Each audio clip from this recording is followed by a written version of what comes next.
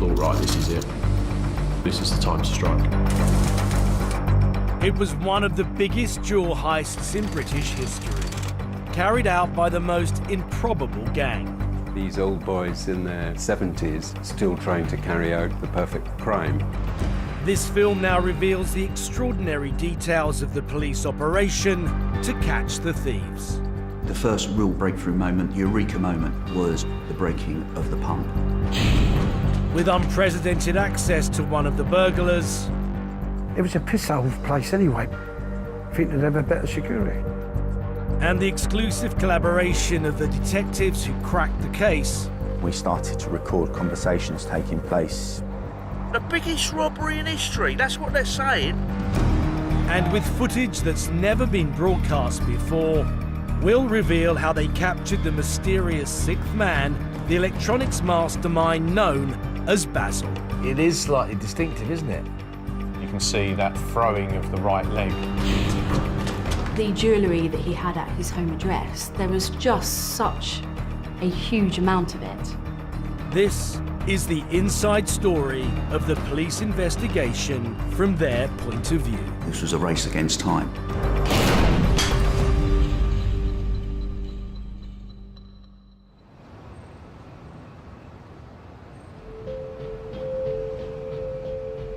On the morning after the Easter Bank holiday weekend of 2015, the world's most famous jewellery quarter, Hatton Garden, was waking up for business, unaware that some of its most precious goods had just been stolen by a gang of organised thieves.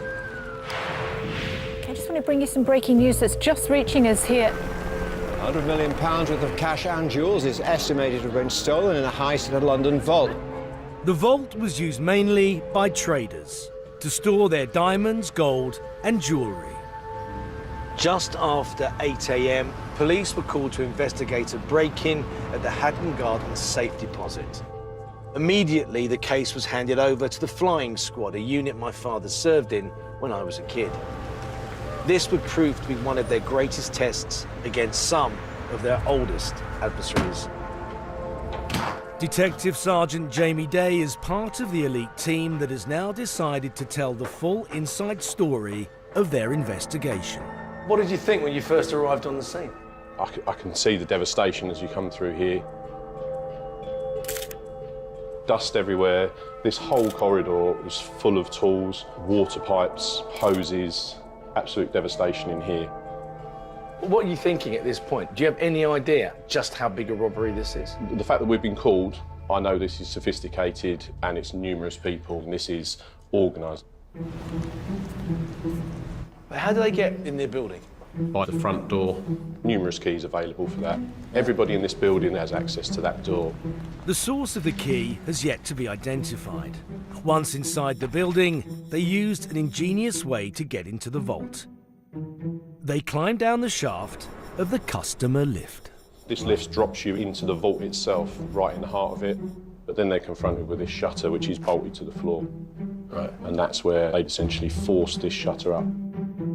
Now they had just 60 seconds to disable the alarm. The sophistication of what they've done, even alarm engineers were stumped as to how have they achieved it. With the alarm deactivated, the gang set to work drilling their way towards the millions inside the vault. So this is the main vault door. Couldn't get through that? Couldn't get through that, didn't even attempt to my knowledge.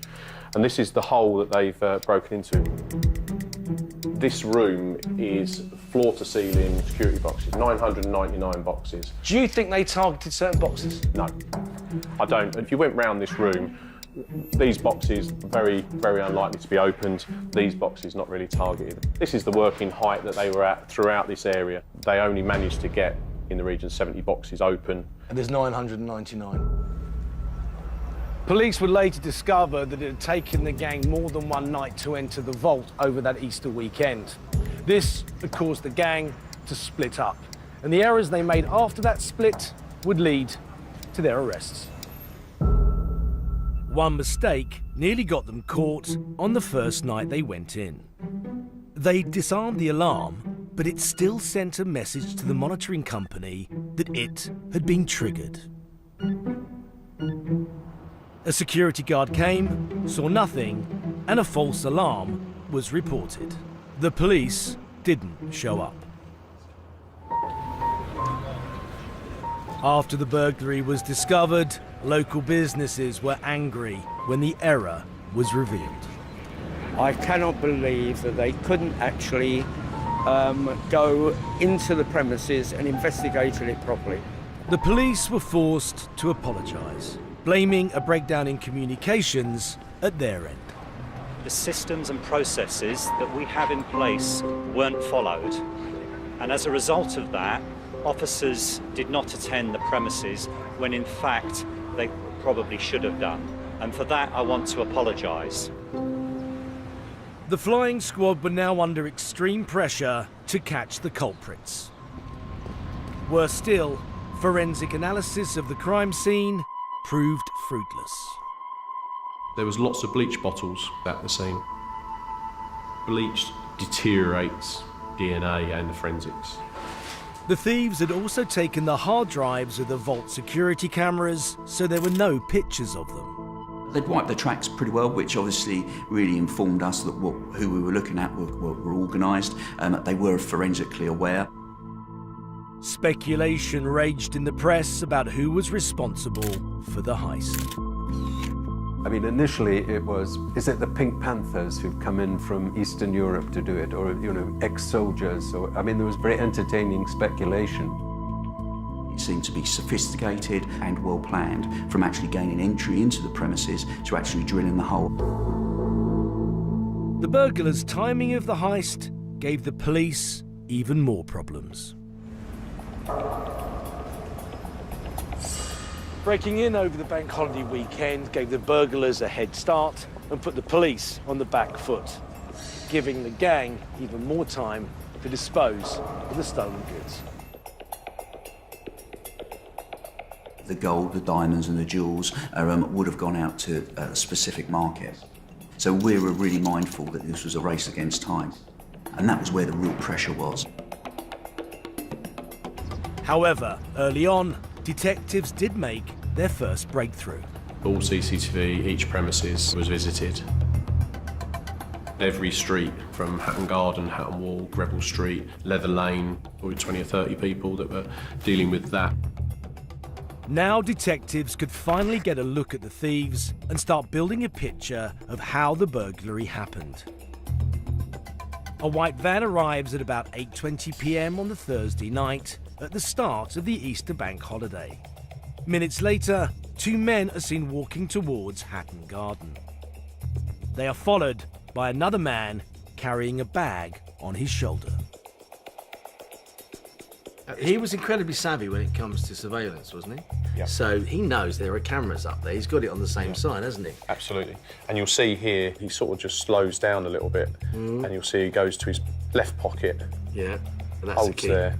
I'd suggest that's him taking the key out. So he goes in, he goes down the stairs, and he goes to the back of the property, he opens the door, and he lets the rest of the gang in. Yeah. While detectives were scouring the CCTV for clues, they suffered yet another setback.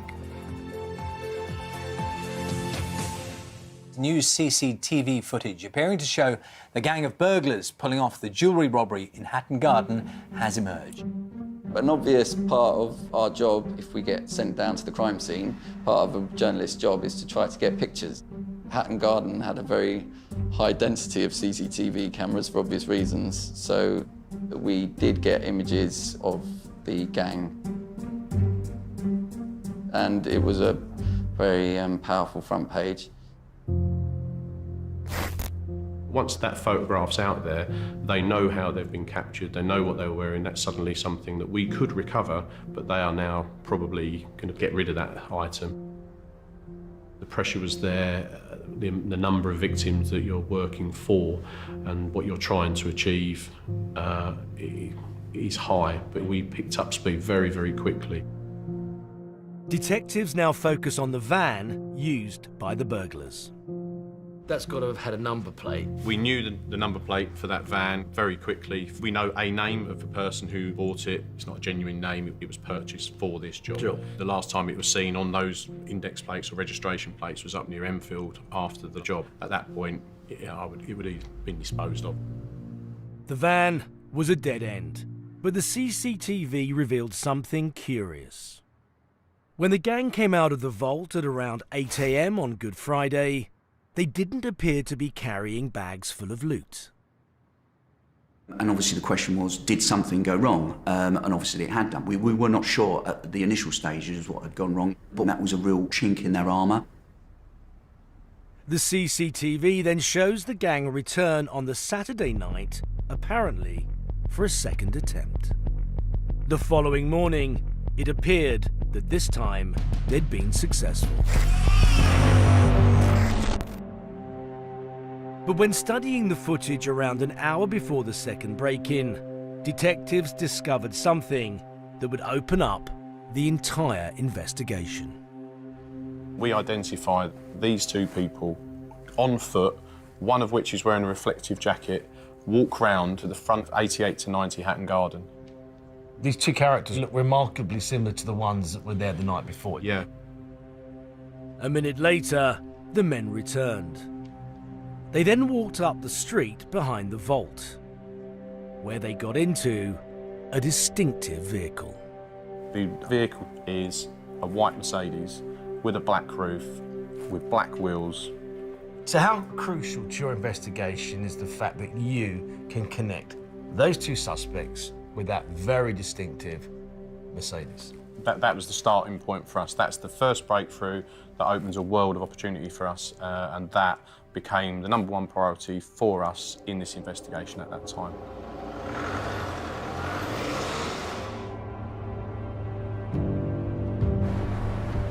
Detectives accessed automatic number plate recognition to track the Mercedes as it drove away from the crime scene. After leaving Hatton Garden on the Saturday evening, the Mercedes was caught on camera on the Clerkenwell Road at around 9:30.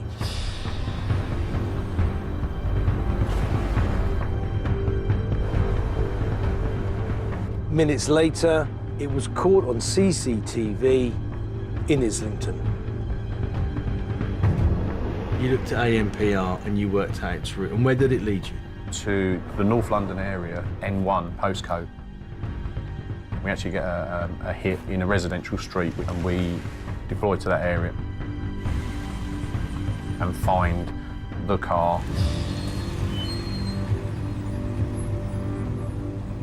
What happens then? What do you do now? So this is the time when we step towards a surveillance capability to establish who's using that vehicle. And it's not long before we see a lone male, elderly male, regularly using that vehicle. That's John Kenny Collins. The first member of the gang to be identified couldn't have been further from the press's image of a Serbian gangster. Sure, I'm all right with this, man. I'm all right with this. He was in fact a 74-year-old grandfather who had lived in North London all his life, not 2 miles from the vault. Think they'd have a better security. It was a piss-hole place anyway. Could have all stuck it up themselves.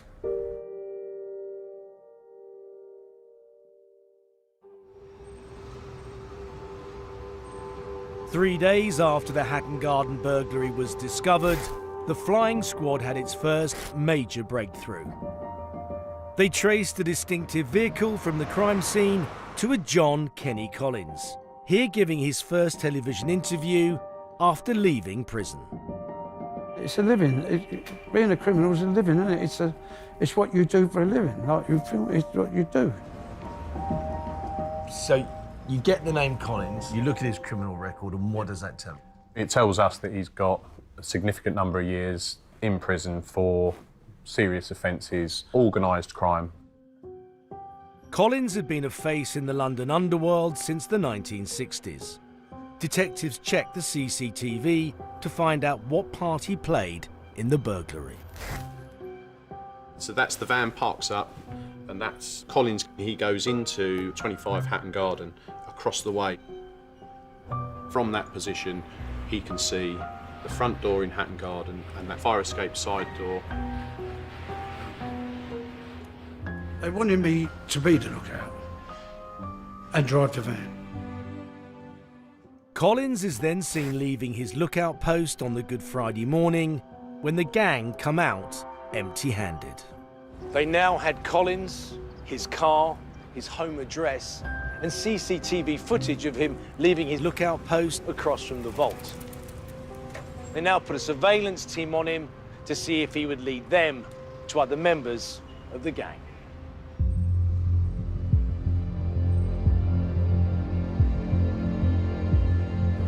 Detectives now had to identify every person Collins met. 10 days after the burglary was discovered, police observed him meeting a man just half a mile from Hatton Garden. His identity changed the whole complexion of the investigation. Did you automatically then think this was a possible suspect? At the time of the meeting, no, it just looked like some people meeting outside a cafe. Detectives got his name from Collins' telephone records. It's Brian Reeder.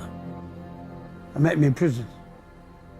I knew of him, but I didn't meet him till he got the bird, when he got the bird for the gold. Reeder was a long-time adversary of the flying squad. In 1983, he was involved in the £26 million Brinks Mat robbery. He was accused but found not guilty of the murder of DC John Fordham, who'd been stabbed to death by an associate of Reeder's. Detective Constable Fordham was found lying on the ground 8 yards from the gate, dying from 10 stab wounds. The prosecution said Reeder was stood next to the body.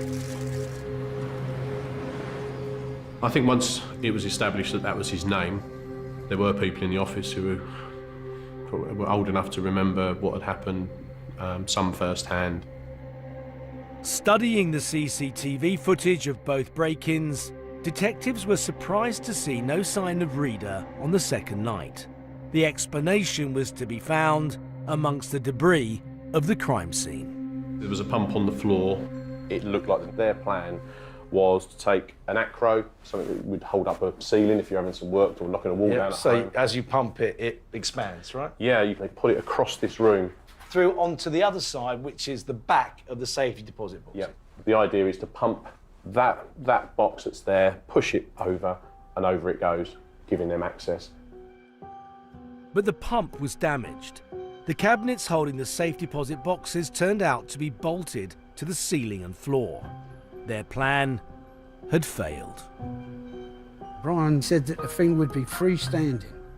When we get it, it's bolted to the wall. That's when they stopped. They couldn't move, couldn't shift it, so they come out that day. That's when Brian decided not to go back. But you don't just pull out because it suits you. I'm not going back. What about us? What about us? Reeder was convinced that as soon as they went off plan, that's when mistakes would be made. But the others wouldn't listen.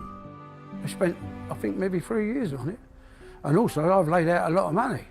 I've done my money, all the equipment, you know what I mean? Common sense said we've got to go back and give it another half hour. We've got to try and force these bolts. But he pulled out of it. Maybe if he didn't, none of us have got nicked.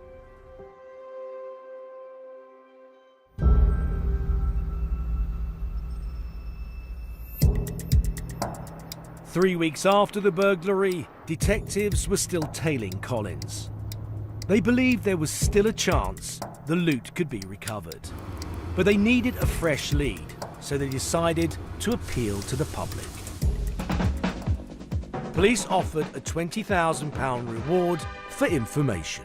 We want to talk to members of the public that may have been in the Hatton Garden area, that may have seen anything suspicious. They may have seen that the loading or unloading of any heavy equipment. But some were not taking the robbery seriously. Detectives now investigating the incredible Hatton Garden jewellery heist are now appealing to any wives or girlfriends out there of men with, wait for it, specialist drill knowledge. Would you dub them up? Would you give them in? I wouldn't. Well, no, that's... Sorry, I didn't say that out loud. I know. It is.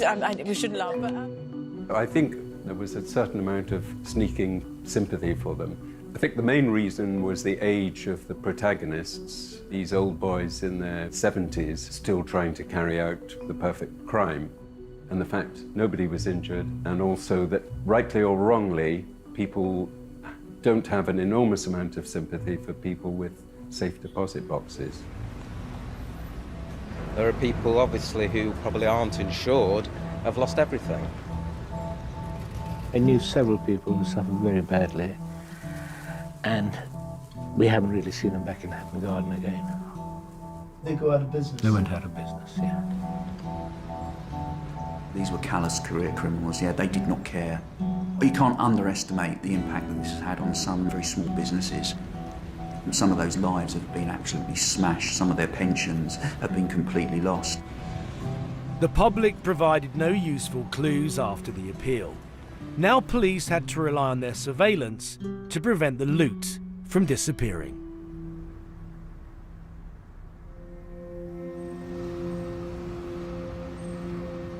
On the 24th of April, Collins was followed to a pub in North London.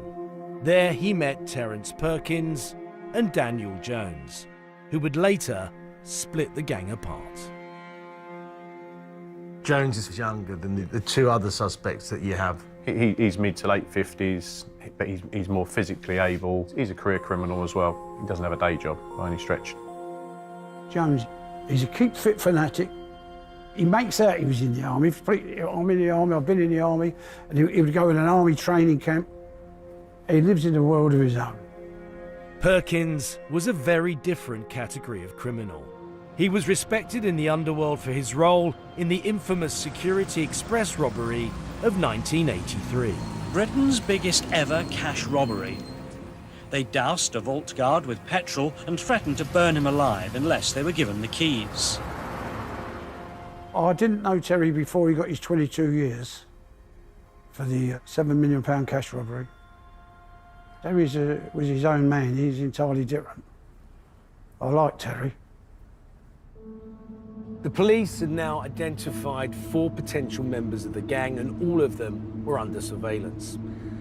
A phone call from Collins' house on the Saturday afternoon before the second break-in revealed how the gang had gained entry to the vault.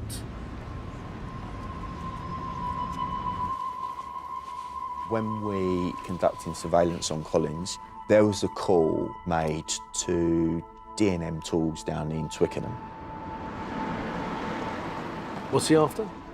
He's trying to source a pump, a hydraulic pump. They left a broken pump behind, did they not? That's right, they did, yeah. And we thought, well, maybe they've gone to source equipment. Collins and Jones then drove down there in the white Mercedes on the Saturday afternoon. Daniel Jones goes in, comes back out, and then goes next door where the purchase is made. Jones goes in, lets him take his photo, and gives him his name and address. His name and address. And his photo. A good photo. He's not muffled up or anything, you know what I mean? That's him. That night, the gang returned with a new pump. With no sign of Reader, there were now 5 left. Collins, Perkins, Jones, and 2 others the police had yet to identify. The second attempt was a success. The new pump had enough power to snap the bolts and push the steel units away from the wall. The millions of pounds worth of gold, diamonds, and jewellery were now within reach.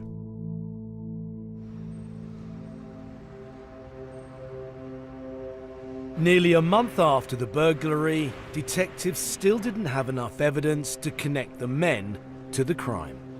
Until one Friday night, when Collins and Perkins met Brian Reader for a drink at the castle, accompanied by a surveillance officer with a hidden camera. The officer had to get within a few feet of the gang to film this footage. So who have we got here? That's Kenny Collins on the left, Yep. Terence Perkins in the middle, Yep. and the side profile of Brian sat at the table. Reader walked away, didn't he? He did, yes. So why is he meeting up with him? I imagine he wanted to know how the second night went. Is he looking for a cut? Yeah, he is. There's a lot of planning that goes in, you know, years of planning to put that job together. The risk paid off when Perkins demonstrated how they used the new pump. So he's actually telling Brian Reader how they forced their way into the actual safe deposit box room. Yeah. How did you know what they were talking about? So this was provided to an expert that specialised in lip reading, and they gave us a transcript as to how that conversation unfolded. It was directly to do with the burglary and the events of that second night. So where would you place this in terms of a breakthrough in your investigation? If you look at the white Mercedes being the first breakthrough, then this is the real second significant breakthrough. With this new evidence, detectives were able to get the extremely rare authorization to bug Collins and Perkins' vehicles. I think they nicked a set of keys of mine from a pub I was in. I lost a set of keys. I think the old girl nicked it. I went in and bugged the car. The bugs allow detectives to eavesdrop on their conversations. This is the first time the burglar's words have been heard outside a courtroom. Yeah, the biggest robbery in the fucking world, Dan. The recordings show the tensions that were starting to pull the gang apart. They also confirm the reason Brian Reader walked off, soon to be followed by another member of the gang.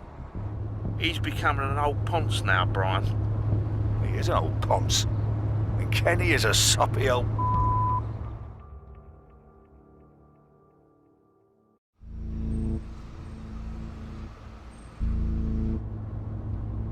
A month after the Hatton Garden heist, the flying squad planted bugs in the cars of the two burglars, Collins and Perkins. Now, they could identify the last two members of the gang. On the 15th of May, detectives pick up on a name they haven't heard before. Brian thought we'd never get in. And Carl's arsehole went. Carl's arsehole went. He must be cursing himself. Who? That Carl. He must be thinking of committing suicide. So who's Carl? Carl is Carl Wood. Did Carl Wood have a criminal history? Yeah, Carl Wood had his inquisitive crime, theft, burglary, you know. Not a nice character. The bugs revealed that Brian Reader, the mastermind, wasn't the only one to walk off the job. When the gang returned for the second break-in, Carl Wood was unnerved by a light that was on inside the building. They had to wait for Collins, their lookout, to give them the all clear. I'm across the road, I'm watching the light on. I wait till the man leaves, I see the light go off, see him come down, come out the door. I said, right, the geezer's left. But by then, Woods had gone home, and he changed his mind and gone home. He went, I'm going. He went. The gang were now 2 men down. They should have had twice as many people inside that vault breaking them boxes open than they did. And that became the argument between the group. The bugs revealed that the gang thought that Reader and Wood had committed a cardinal sin by walking off the job, and Reader, as the leader, carried most of the blame. The biggest robbery in history, that's what they're saying. And Brian walking away. That's it. And he thinks he's the gov. I'll tell you what he lost, shall I? 1.6 million worth of gold he lost, plus 70 grand in notes. I feel a bit sorry, don't you? Give it back to him. Give it back to him. They wasn't going to give him a penny anyway. I said we'd give him something, but they said he's getting fuck all. And he'd been there about 30 fucking years, but... There's always a saying there is no loyalty amongst villains, and I think this was a real case of that. Having identified 5 members of the gang, detectives now tried to find out who the 6th man was. The others referred to him as Basil.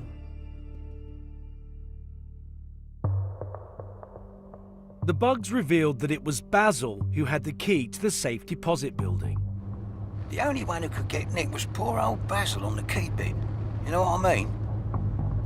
The recordings also confirmed that Basil was the electronics expert. I still don't know why Basil let the alarm go off. You know what Basil's going to say, yeah? Oh, I don't know enough to challenge him, you know what I mean? He can baffle me with bullshit. I used to call him the boffin. After 6 weeks, detectives couldn't find out any more about the identity of the mysterious sixth man, Basil. He was never picked up on the bugs, and he appeared to have ceased all contact with the gang. This footage from the break-in was all they had. This is probably the closest full-profile picture of Basil. It's impossible to ID him, isn't it? It is. What we can see is the back of his hair, the collar line of the ginger hair. That doesn't look right. That's not his hair. He's wearing a wig. Exactly. After the heist, Basil disappeared, and his identity would remain a mystery for the next 3 years. Detectives now concentrated on trying to recover the loot before it disappeared for good. Crucially, what the bugs also revealed was that the change of plan caused by the broken pump had a knock-on effect on the division of the loot. We drove it to my house, took the 2 dustbins out, put them in my place. So why didn't you cut it up there and then? Didn't have time. What was the rush? I had to clear the house out. She's coming back on bank holiday. She's only gone away for the bank holiday. I wanted the house empty before she didn't know nothing about it. Colin's wife was due home the next day, so the gang had to hide the spoils elsewhere until they could find a place to divide them up. Jonesy took all the diamonds, I took all the tool. I gave mine to Bill Lincoln, brother-in-law. He happened to come round. He didn't know nothing about it. I said, take that, put that down for me. He was going away for 2 weeks holiday the next day. I thought he'd put it in his house, but he went and give it to someone else. Oh, you can imagine. Jones had to hide the jewels until they could divide them up. He buried them in Edmonton Cemetery. Police now discovered that he and Perkins planned to double-cross the others. Stones, where'd you put them? With them or over the cemetery? Nah, leave them over the cemetery. We'll have them. We'll say it's our bit. But their greed didn't hide their fears when they heard Collins had involved his brother-in-law, Bill Lincoln. How the fuck has that Bill got involved? I said to Brian, Bill has wound up with a fucking gear. He said, not Bill. He has given it to someone else to look after. You gotta treat everyone as an enemy. You fucking have, Dan. You can't let money out of your fucking sight. It was all cash. Detectives now knew that the goods were hidden in different places until the crooks could divide them up. It was now a case of waiting as long as possible, because the more likely it is we're going to see that stolen property come back into the team. We didn't want to find a small amount, we wanted to find a significant amount. As many people are together as possible, as much property is together as possible. Then 6 weeks after the heist, detectives finally got their chance. I've paid for my daughter's holiday. Not all I wanted to give them, but let's see what we got once we chop it up and we'll have half a clue. You can't plan on doing anything until you know what you got, can you? Perkins had sent his daughter away so they could use her house to do the carve-up, otherwise known as the slaughter. A conversation in Colin's car revealed where and when the hidden goods would be divided. Is Bill coming with it? Yeah, he's the one who's going to bring it out. That's the time where we thought, right, this is it, and the decision's made. This is the time to strike. Over 100 officers were drafted in, ready to raid the homes and workplaces of every suspected associate of the Hatton Garden gang. We've got an awful lot of resources ready because we were going to follow William, Lincoln, Collins, Jones, Perkins, and we wanted to see them all come together. Is there an element of sort of fear or trepidation that it could go wrong? Yeah, you worry that things don't go the way you envisage they're going to go. What if you can't be sure that they've got those holdalls of gold and jewels? What if you lose them in the surveillance or people get away? There's a real mix of emotions. The bulk of the goods stolen from Hatton Garden were moved from a taxi into Collins' Mercedes, right here under that CCTV camera. At 9:45 on the 19th of May, surveillance officers watched the hidden goods being handed over behind a pub in Enfield. Their bags, those bags being moved, that's the loot, yeah? Yeah, so they're the holdalls, and this is a fair portion of what's been stolen coming back into London.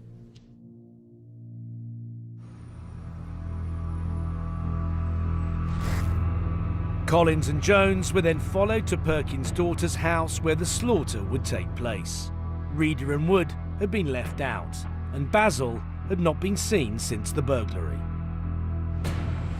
This footage reveals the scale of the police operation. I mean, they swooped and caught 3 of us there. Jonesy got out the garden. I went to go with him, but they flattened me. If Basil would have been there for the cut-up, he'd have been nicked then, wouldn't he? Basil weren't nowhere.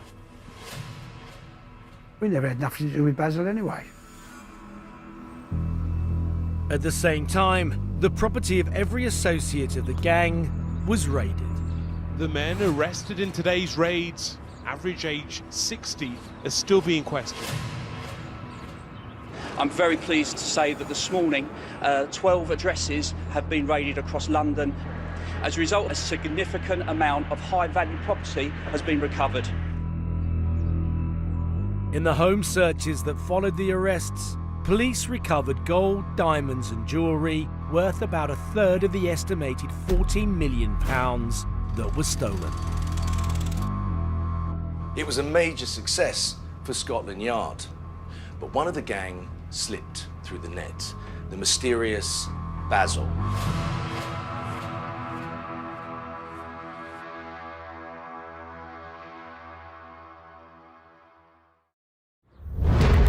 Your role, wasn't it, was to be the driver and the lookout? No comment. Were you a driller? No comment. What went wrong? Was it you that messed up? No comment. After only 6 weeks, police had rounded up 5 of the 6 Hatton Garden burglars. The evidence against them included millions of pounds worth of gold and jewellery, and even an instruction manual. All the tapes in the car buried them, you know what I mean? And they picked us up, picking the gear up. We had no chance. We had all the loot. Reeder, Collins, Perkins and Jones all pleaded guilty, thus avoiding a trial and reducing their sentences from the mandatory 10 years. Reeder got 6 years, 3 months, while the others got 7 years each. Wood and Lincoln were given 6 and 7 years, respectively. But what of Basil? What had become of the man they called the Ghost? Now, for the first time, the flying squad revealed the details of his capture. They began by reviewing all their surveillance material to see if they could spot anyone that looked like him. In the days after Kenny Collins was identified, police watched him meet with many people. Some were involved in the robbery, others were not. Each one was identified and discounted. One individual could not be eliminated. On the 17th of April, he met a male in Shoreditch Park. And then on the 24th, he met the same male again. And this time we said, let's get some imagery of this person. My understanding of body language, they know each other, they're sharing a joke. They're not two people that have met by coincidence. That person He was a person of interest who we can't eliminate from our inquiry, but that doesn't escalate them to Basil.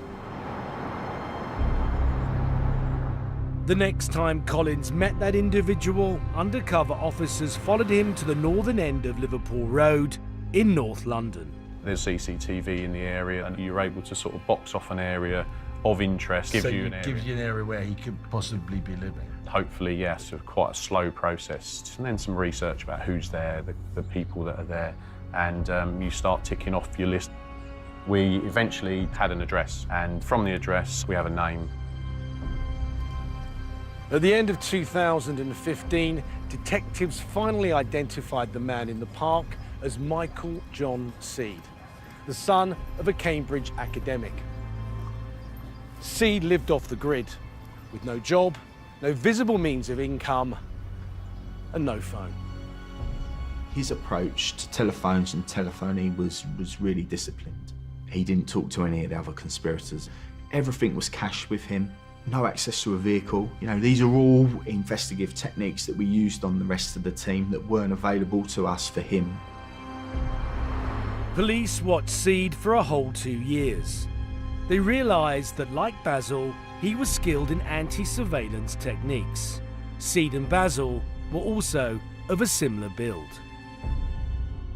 You look at the other people that John Collins meets, they're either too short, too young, too wide. There were similarities between the two men, but not enough to apply for a search warrant. Police also noticed something else that Seed and Basil had in common. They both had a particular way of walking. Now you look at it, it is slightly distinctive, isn't it? I'd say you can see an But how imperfection. often did you have to look at it? How often would you stare at that? Hundreds of hours. So we've got him walking Hatton Garden. This is him being filmed Yeah. under surveillance. And if you look at this, you can see that throwing of the right leg Yeah. that's forward, and then this is the reverse angle of it, and again you can see that there's... The leg gets thrown out, doesn't it? Look. Yeah. This very particular similarity finally persuaded detectives to get a search warrant. Had we have searched his flat and not recovered any stolen property, there was a good chance that we would have bailed him. After 2 years of waiting, the flying squad decided to take the risk.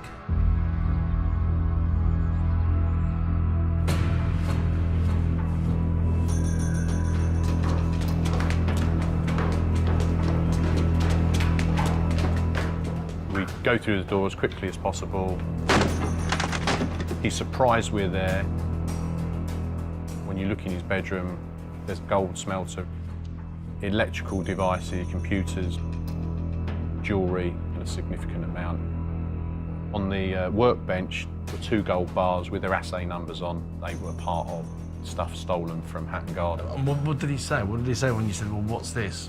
Here's a smelter, here's a gold ingot. No explanation whatsoever, no conversation whatsoever. So what do you use that equipment for, Michael? Is that person you, Michael? Around £150,000 worth of gold and jewellery were found in Seed's flat. There was just such a huge amount of it, so long after the offence had taken place. It was quite clearly a co-conspirator's share. I was confident that Mr. Seed was, in fact, Basil. On the 15th of March 2019, Michael Seed was convicted for his role in the heist. Because he pleaded not guilty, he was jailed for 10 years. This is not a caper with no victims. There are many, many victims. Some businesses were affected badly. People lost heirlooms and will never get those back. A number of people lost their livelihood. I knew several people who suffered very badly. The Hatton Garden gang were defeated by a mix of technology, old-fashioned police work, and human error. Despite all their planning and preparation, they failed to notice that the cabinets were bolted in. This forced them to change their plan and ultimately led to their downfall. If we'd have gone where we meant to go from when we planned it, we went to Enfield, it would have been cut up at Enfield and it would have all gone different ways. We didn't. End of story. Like everything, fucked up after the event.